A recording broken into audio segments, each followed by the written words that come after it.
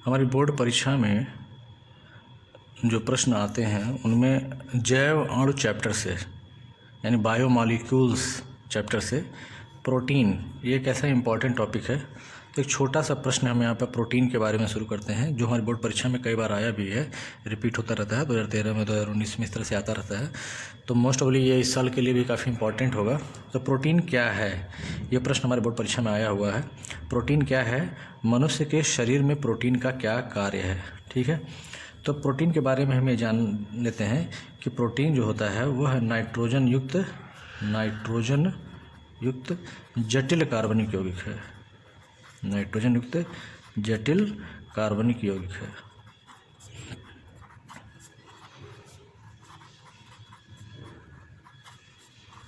ठीक है, protein nitrogen युक्त जटिल कार्बनिक यौगिक है। और दूसरी चीज़ कि यह एक उच्च अणुभार वाला यौगिक है, उच्च अणुभार वाला। ठीक है, तो प्रोटीन एक उच्च अणुभार वाला नाइट्रोजन युक्त जटिल कार्बनिक यौगिक है। प्रोटीन एक प्रकार का, चूँकि हम बोलते हैं इसको कि जैव अणु है, और सभी जैव अणु जो है वो जैव बहुलक हैं। बहुलक यानी कि बायोपॉलीमर्स हैं, बायोपॉलीमर्स हैं। तो जब कोई यौगिक, जब कोई कंपाउंड जैव बहुलक हो या पॉलीमर हो, तो निश्चय ही उसका कोई न कोई मोनोमर होता है। क्या होता है? मोनोमर होता है, जिसे हम एकलक भी कहते हैं। ठीक, किसी भी पॉलीमर का जो रिपीटिंग यूनिट होता है या जिससे मिलकर बना होता है, उस यूनिट को हम कहते हैं एकलक या मोनोमर कहते हैं। और प्रोटीन एक बायोपॉलीमर है, जैव बहुलक है। तो बायोपॉलीमर के रूप में इसको हम बोलते हैं पॉलीपेप्टाइड। पॉलीपेप्टाइड, ठीक है, पॉलीपेप्टाइड है। और इसके मोनोमर यानी एकलक को बोलते हैं एमिनो अम्ल। एमिनो अम्ल यानी प्रोटीन जो है एमिनो अम्ल का एक जैव बहुलक है, जो जंतुओं और वनस्पतियों में प्रचुर मात्रा में पाया जाता है। फिर बात आती है कि इसके स्रोत क्या हैं, यानी हम कौन कौन सी चीज़ें खाएं पिएं कि हमें प्रोटीन मिले। तो सभी प्रकार की दालें, अनाज, मटर, फली यानी मूंगफली वगैरह है ना, सोयाबीन, ये सभी जो है प्रोटीन के मुख्य स्रोत हैं। ठीक है, तो प्रोटीन के बारे में जैसे कि पूछा गया प्रश्न में कि प्रोटीन क्या है, तो हमने क्या बताया कि प्रोटीन उच्च अणुभार वाले नाइट्रोजन युक्त जटिल कार्बनिक यौगिक हैं। ये अमीनो अम्लों के बहुलक हैं और जंतुओं और वनस्पतियों में प्रचुर मात्रा में पाए जाते हैं। दूध, पनीर, इसके नाम में लिख लेता हूँ, दूध, पनीर, अंडा, मांस, मछली, ये सभी जो है जंतु प्रोटीन के मुख्य स्रोत हैं। यानी प्रोटीन को दो कैटेगरी में बांट सकते हैं, जंतु प्रोटीन और वनस्पति प्रोटीन कहें तो। दूध, पनीर, अंडा, मांस, मछली ये जंतुओं से मिलने वाले प्रोटीन हैं, तो इसको जंतु प्रोटीन कहेंगे। और वनस्पतियों से मिलने वाले जो प्रोटीन हैं वह हैं दालें, मटर, फली, अनाज, सोयाबीन आदि, ये सभी। ठीक है, तो इसे हम याद करेंगे, तैयार कर लेंगे। छोटा सा प्रश्न है और नंबर भी अच्छे देके जाएगा। ठीक है, तो चीज़ों को सुन करके लिखते रहिए, नोट्स बनाइए, बात को सुनिए फिर से एक बार कि क्या आपको नोट्स में लिखना है कि प्रोटीन उच्च अणुभार वाले नाइट्रोजन युक्त जटिल कार्बनिक यौगिक हैं। ये अमीनो अम्लों के बहुलक हैं तथा जंतुओं और वनस्पतियों में प्रचुर मात्रा में पाए जाते हैं। दूध, पनीर, अंडा, मांस, मछली ये सभी जंतु प्रोटीन के मुख्य स्रोत हैं। दाल, मटर, अनाज, फली, सोयाबीन ये सभी वनस्पति प्रोटीन के मुख्य स्रोत हैं। फिर बात आती है प्रोटीन के कार्य क्या हैं। प्रोटीन के कार्य। हमारे शरीर में प्रोटीन का क्या कार्य है? अगर हम ये सारी चीज़ें अगर अपने आहार में शामिल करें तो ये हमारे शरीर में क्या काम करेंगे? तो सबसे पहला काम क्या करते हैं? ये पेशियों का निर्माण करते हैं। क्या करते हैं? पेशियों का निर्माण। यानी हमारी जो मांसपेशियां हैं वो किस चीज़ से बनी हैं? प्रोटीन की बनी हुई हैं। ठीक है। दूसरा चीज़, ये एंजाइम बनाने का काम करती हैं। एंजाइम और साथ में हार्मोन भी बनाती हैं, और एंजाइम और हार्मोन का संश्लेषण करती हैं। ठीक है। फिर क्या करती हैं? रक्त और शरीर के अन्य द्रवों की पीएच पर नियंत्रण करती हैं। ठीक है। रक्त और शरीर के अन्य द्रव जो लिक्विड हमारे शरीर में पाए जाते हैं उनके पीएच पर नियंत्रण करती हैं।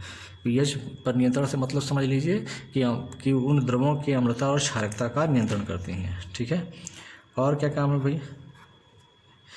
शारीरिक वृद्धि, यानी कि अगर हम बढ़ती उम्र में अगर प्रोटीन के पदार्थ खाएं, प्रोटीन युक्त पदार्थ खाएं, अपने आहार में शामिल करें तो हमारे शरीर की वृद्धि होती है। तो बढ़ते हुए बच्चों के लिए बहुत ज़रूरी होता है प्रोटीन का अपने डाइट में लेना। और साथ ही क्षतिग्रस्त कोशिकाओं, यानी कि अगर हमें चोट वगैरह लगती है तो भी क्षतिग्रस्त कोशिकाओं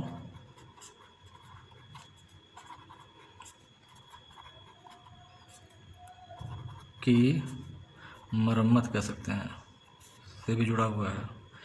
ठीक है। दूसरी चीज़, एक बहुत ही इम्पोर्टेंट चीज़, एंटीबॉडीज़ के रूप में। एंटीबॉडीज़ जो होती हैं वो हमारे शरीर की प्रतिरोधक क्षमता को बढ़ाती हैं, कह सकते हैं, है ना। तो एंटीबॉडीज़ के रूप में क्या करती हैं? हमारे शरीर की सुरक्षा करती हैं, शरीर की सुरक्षा करती हैं। ठीक है। इसके अलावा एक और काम लिख सकते हैं, आनुवंशिक लक्षणों के विकास। आनुवंशिक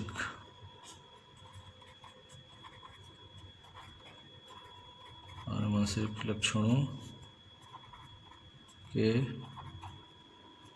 विकास और गति का नियंत्रण। ठीक है। तो ये चीज़ें, यानी कि हमारे इस प्रश्न का जवाब हमारी परीक्षा में क्या होना चाहिए कि प्रोटीन का क्या है और प्रोटीन का हमारे मनुष्य के शरीर में क्या काम है। तो इतनी बातें हमें वहाँ पर लिखनी होंगी। ठीक है।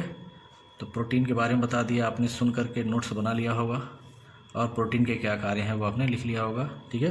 तो इतनी बातों को वहाँ पर बताएंगे। फिर यहाँ पर एक बात जो यहाँ पर निकल करके आई है प्रोटीन में, जो बहुत इंपॉर्टेंट चीज़ है वो क्या है कि प्रोटीन जो है मिलकर बना है किस चीज़ से? अमीनो अम्लों से मिलकर बना है। अभी हम लोगों ने बोला था ना कि अमीनो अम्लों के बहुलक हैं। प्रोटीन जो है क्या है? अमीनो अम्लों के बहुलक हैं। यानी कि प्रोटीन जो है वो अमीनो अम्लों से मिलकर बना है। ये अमीनो अम्ल मिलकर प्रोटीन बनाते हैं। ठीक है। तो इसको हम लोग ज़रा देखते हैं। ठीक है। और एक और शब्द आया है पॉलीपेप्टाइड। ठीक है। पॉलीपेप्टाइड क्या चीज़ होता है तो इसको हम आगे देखते हैं। हमारे एग्ज़ाम में कभी कभी टिप्पणी लिखने के लिए आता है कि पॉलीपेप्टाइड पर टिप्पणी लिखिए, या पॉलीपेप्टाइड क्या होता है। तो हम बहुत छोटे में आंसर इसका दे सकते हैं कि जैसे अभी हम लोगों ने बोला कि एक बहुलक को अगर हम इस डायग्राम से संबोधित करें कि जैसे मान लें यह एक डायग्राम है किसी बहुलक का, तो बहुलक को हम जैसे मोतियों की माला जैसी समझ सकते हैं। ठीक है। कि ये मोतियां हैं जो लगातार धागे से जुड़ गई हैं, जुड़ती चली जा रही हैं और एक लंबी श्रृंखला बना ले रही हैं। ठीक है। तो वैसे ही यहाँ पर भी है कि यह एक एकलक है, यानी कि मोनोमर है। ठीक है। और एकलक बार बार रिपीट हुआ है और किसी बंध के द्वारा आपस में क्या हो रहा है? जुड़ता चला जा रहा है। ठीक। और लंबी श्रृंखला बना ले रहा है। ठीक है। तो इसको मोनोमर को कहेंगे कि ये क्या है? यही पुनरावृत्तिक इकाई है। क्या है ये? पुनरावृत्ति इकाई है। इसका नाम क्या बताया गया? एमिनो अम्ल बताया, एमिनो एसिड। ठीक है, तो अगर और ये पूरा जो संरचना है वो क्या है? ये पूरी संरचना प्रोटीन है। ये पूरी संरचना क्या चीज़ है? प्रोटीन की संरचना है। और इस प्रोटीन की संरचना में जो रिपीटिंग यूनिट है, पुनरावृत्ति वाली इकाई है जो बार बार रिपीट हुई है, उसी को क्या, उसकी एक इकाई को क्या बोला गया? मोनोमर बोला गया। ठीक है, और जब मोनोमर, ढेर सारे मोनोमर जुड़ जाते हैं तो उसी को क्या बोलते हैं? बहुलक बोलते हैं। तो प्रोटीन एक बहुलक है और इसकी जो रिपीटिंग यूनिट या मोनोमर है वो क्या है? एमिनो एसिड है। तो जब कई अमाइनो एसिड्स, यानी कि यह भी एक अमाइनो एसिड है, ये भी एक अमाइनो एसिड है, ये भी एक अमाइनो एसिड है, ये भी एक अमाइनो एसिड है, ये भी एक अमाइनो एसिड है, ये भी एक अमाइनो एसिड है, जब बहुत सारे अमाइनो एसिड्स आपस में श्रृंखलाबद्ध तरीके से जुड़ जाते हैं तो एक बहुत बड़ी संरचना बनाते हैं। ठीक है, अगर इनकी संख्या 100 से लेकर 1000 के बीच हो जाए, ठीक है, इन अमाइनो एसिड्स को अल्फ़ा अमाइनो एसिड्स कहा जाता है। क्यों कहते हैं? इसके पीछे रीज़न है, हम आगे डिस्कस करेंगे। फिलहाल यहाँ पर देखें कि ये भी सभी जो अमाइनो एसिड्स हैं वो सभी कैसे हैं? अल्फ़ा अमाइनो एसिड्स हैं। ठीक है, तो हमारा जो डिफिनीशन हो जाएगा क्या हो जाएगा कि जो बहुत सारे अल्फ़ा अमाइनो एसिड्स, अब बहुत सारे में कितने सारे? तो 100 से 1000 अल्फ़ा अमाइनो एसिड। ठीक है, अब ये आपस में जुड़ते कैसे हैं, ज़रा इसको देखते हैं। अब एक हम सिंपल अमाइनो एसिड बनाते हैं, जैसे एसिड का मतलब कार्बोक्सिलिक एसिड से है। ठीक, और एक एसिड जैसे मान लो CH3COOH है, एसिटिक एसिड। ठीक है, अब CH3COOH में से क्या किया हमने? एक हाइड्रोजन हटा दिया, ये हो जाएगा, तो फिर क्या? CH2, और उसकी जगह पे यहाँ पे क्या लगा दिया? NH2 लगा दिया। ये क्या होगा? अमाइनो भी आ गया और एसिड भी आ गया। तो ये एक सिंपल अमाइनो एसिड है, ग्लाइसिन इसका नाम है। ठीक है, इसको बोलेंगे हम। अब इन दोनों फंक्शनल ग्रुप में यही हमारा प्रिंसिपल फंक्शनल ग्रुप है, यानी मेन है। तो इसके रिस्पेक्ट में ये जो पोजीशन है कार्बन है वो क्या है? अल्फ़ा पोजीशन है। ठीक, अब अल्फ़ा पोजीशन पर क्या है? NH2 ग्रुप आ गया, तो इसको हम क्या बोलेंगे? Alpha amino acid.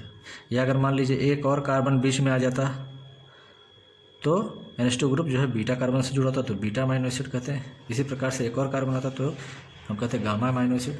लेकिन हमने क्या मान लिया कि हमारा जो प्रोटीन है उसमें जो रिपीटिंग यूनिट है वो क्या है? अल्फ़ा अमाइनो एसिड है। यानी ऐसा अमाइनो एसिड है जिसमें COOH के बाद NH2 ग्रुप जो है अगले ही कार्बन पर जुड़ा हुआ है। ठीक है, अब इसी प्रकार से एक और अमाइनो एसिड हम लेते हैं, H2NCH2COOH। तो ये दो अमाइनो एसिड्स आपस में जुड़ेंगे। तो किस तरह से जुड़ेंगे? यहाँ से और यहाँ से। ठीक है, इसने क्या किया? OH यहाँ से निकाल दें और यहाँ से एक H निकाल दें, यानी दो अमाइनो एसिड जब आपस में जुड़ेंगे तो क्या होगा? यहाँ पर बचेगा CO और कार्बन यहाँ जुड़ेगा किससे? नाइट्रोजन से। ठीक, और नाइट्रोजन के पास एक हाइड्रोजन बच गया, यानी H2O। यानी इन दोनों के संघनन से क्या हुआ? एक H2O मॉलिक्यूल निकल गया, एक H2O मॉलिक्यूल निकल गया, तो यहाँ क्या बचा? CO और यहाँ बचा NH। अब फिर आगे CH2 और ये हो जाएगा COOH, और इसके बाद अगर एक और आगे इसी तरह से आ जाएगा, है कि नहीं? तो ये श्रृंखला इससे बढ़ती जाएगी। तो फिलहाल यहाँ पर क्या हो गया? COOH, और यहाँ पर क्या हो गया? क्या बचा? CH2 बचा, और क्या बचा? NH2 बचा। ठीक, तो यानी कि दो अमाइनो एसिड जब आपस में जुड़े हैं तो यहाँ पर ये जो लिंकेज है इसको बोलते हैं, यही CONH, इसी को बोलते हैं पेप्टाइड बॉन्ड। पेप्टाइड बॉन्ड, या इसी को एमाइड लिंकेज भी कहते हैं। क्या बोलते हैं? एमाइड लिंकेज भी कहा जाता है। ठीक है, तो दो अमाइनो एसिड आपस में पेप्टाइड बॉन्ड या एमाइड लिंकेज से जुड़ते हैं। अगर केवल दो अमाइनो एसिड आपस में जुड़े तो इस संरचना को बोलेंगे कि यह एक डाई पेप्टाइड है। क्या है? डाई पेप्टाइड है। ठीक, अब इस डाई पेप्टाइड में फिर अगर मान लीजिए एक और अमाइनो एसिड जुड़े, एक और अमाइनो एसिड जुड़े, तो ये संरचना कैसी हो जाएगी? अगर कई अमाइनो एसिड जुड़ना शुरू हो जाए तो हर जहाँ जहाँ पर NH2 ग्रुप है वहाँ से हाइड्रोजन क्या होगा? निकल जाया करेगा, ये संरचना क्या हो जाएगी NH, और ये क्या हो जाएगा किसी अमाइनो एसिड के C OH से जुड़ जाएगा, ठीक। और फिर क्या बचा CH2 और फिर CO और फिर NH, फिर CH2 और फिर CO और फिर यहाँ से ये OH चला जाएगा किसी के साथ इसी तरह से बंध बनाने में, ठीक है। और जब किसी का OH चला जाएगा, किसी COOH का OH जब जाएगा तो फिर आगे कौन आ जाएगा NH, यानी कि यही चीज़ क्या हो रही है फिर रिपीट हो रही है NH, फिर CH2 फिर CO, ठीक। फिर किसी का OH आएगा, फिर क्या जुड़ जाएगा NH, फिर CH2 फिर CO, है कि नहीं। यानी कि हम यहाँ देख रहे हैं कि बार बार क्या हो रही है, एक यूनिट है जो रिपीट हो रही है। कौन सी यूनिट रिपीट हो रही है, यानी कि ये जो यूनिट है NH2CO फिर, है ना, ये यूनिट क्या हो रही है बार बार रिपीट हो रही है। यही यूनिट क्या इसकी रिपीटिंग यूनिट हो गई, यही यूनिट बार बार रिपीट हो रही है। और दो अमाइनो एसिड बार बार क्या हो रहे हैं एमाइड लिंकेज, यानी कि इस तरह की लिंकिंग सभी के बीच हो रही है। जब भी कोई एक नया अमाइनो एसिड जुड़ रहा है तो क्या हो रहा है उनके बीच में इस तरह की लिंकेज आ रही है। तो यानी कि अब इसको बोलेंगे पॉलीपेप्टाइड, यानी कि जब केवल दो अमाइनो एसिड आपस में जुड़े से तो डाईपेप्टाइड कहा गया, तीन जुड़ेंगे तो ट्राईपेप्टाइड कहेंगे, चार जुड़ेंगे तो टेट्रापेप्टाइड कहेंगे। और जब यह संख्या क्या हो जाएगी 100 से 1000 अल्फा अमाइनो एसिड्स इसी तरह जुड़ते चले जाएंगे तो इसी को बोलेंगे क्या है ये पॉलीपेप्टाइड कहेंगे, ठीक है। अब पॉलीपेप्टाइड को क्या बोलते हैं प्रोटीन कहते हैं। क्लियर हो रहा है। तो क्या हम बोलते हैं कि 100 से 1000 अल्फा अमाइनो एसिड के मध्य संघनन क्रिया द्वारा क्या होता है अनेक पेप्टाइड बॉन्ड बनते हैं। बहुत सारे पेप्टाइड बॉन्ड इस तरह के बन जाएंगे और क्या होगा हर एक अमाइनो एसिड में अमाइनो और कार्बोक्सिलिक समूहों के मध्य संघनन होता है, ठीक है। तो इन पेप्टाइडों को पॉलीपेप्टाइड कहते हैं। तो प्रोटीन वास्तव में क्या है पॉलीपेप्टाइड ही होता है क्योंकि इनका निर्माण अनेक अमाइनो एसिड के मध्य संघनन से होता है, ठीक है। और अगर प्रोटीन का जल अपघटन कर दिया जाए, इसको अगर हम जल अपघटित कर दें तोड़ दें तो क्या होगा, इसको जल अपघटन करेंगे तो फिर से हमको वही वापस अमाइनो एसिड मिल जाएगा जिससे ये मिलकर बना हुआ था, ठीक है। तो ये हमारे एग्जाम में आता है कि पॉलीपेप्टाइड पर टिप्पणी लिखिए। तो एक बार फिर से सुन लें कि क्या लिखेंगे इसमें कि 100 से 1000 अल्फा अमाइनो एसिड्स के अमाइनो समूहों और कार्बोक्सिलिक समूहों के मध्य संघनन क्रिया द्वारा अनेक पेप्टाइड बंध बनते हैं। इन पेप्टाइडों को पॉलीपेप्टाइड कहते हैं। प्रोटीन वास्तव में पॉलीपेप्टाइड होते हैं क्योंकि इनका निर्माण अनेक अमाइनो अम्लों के मध्य संघनन से होता है। प्रोटीन जल अपघटन के पश्चात अमाइनो एसिड देते हैं। तो इतनी बात लिख देंगे पॉलीपेप्टाइड के लिए, ठीक है। तो मैं उम्मीद करता हूँ कि आपको पॉलीपेप्टाइड या प्रोटीन या अमाइनो एसिड क्या है ये चीज़ समझ में आ गया होगा, ठीक है।